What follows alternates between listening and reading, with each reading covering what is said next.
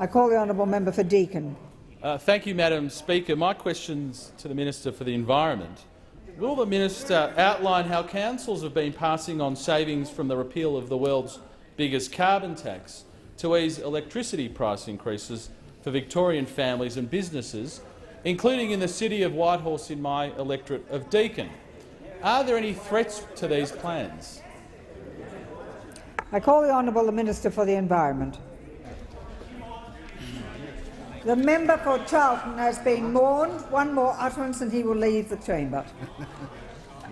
The member for the Minister for the Environment. Thank you very much, Madam Speaker, and I particularly want to thank the member for Deakin. I was in fact reading the Whitehorse News just this morning, and the Whitehorse City Council at page 4 makes a very interesting statement.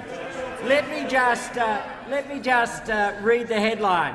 Council passes on carbon tax savings. And it goes on to say, following the 17 July Carbon Tax Repeal Act taking effect from 1 July 2014, we expect landfill operators will reduce their gate price, and as a result, Whitehouse Council has already taken steps to reduce its waste management fees.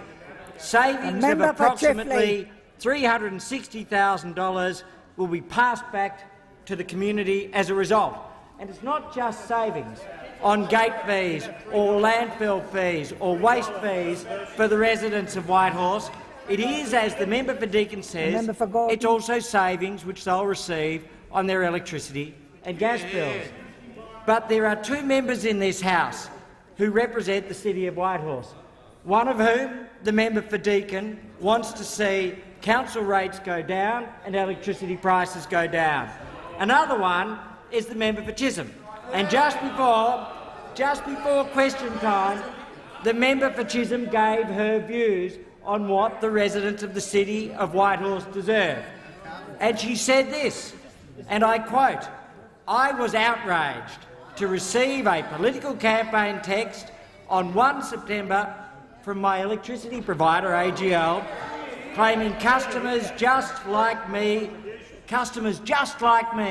would receive an average 8.9% reduction in their bill with the abolition of the carbon price." Well, Madam Speaker, she was half right. Customers just like her would receive an 8.9% reduction if they're with AGL. What do the latest figures show? 8.9% for AGL residential customers in Victoria.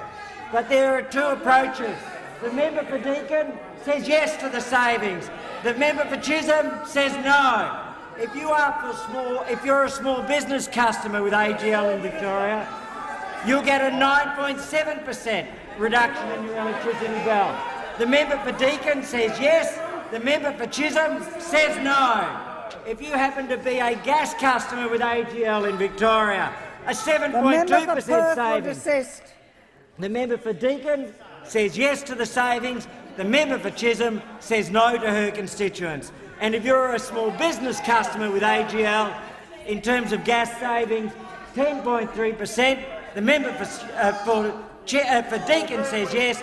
The member for Chisholm says no. There are two choices in this House. We say yes to savings. You say no.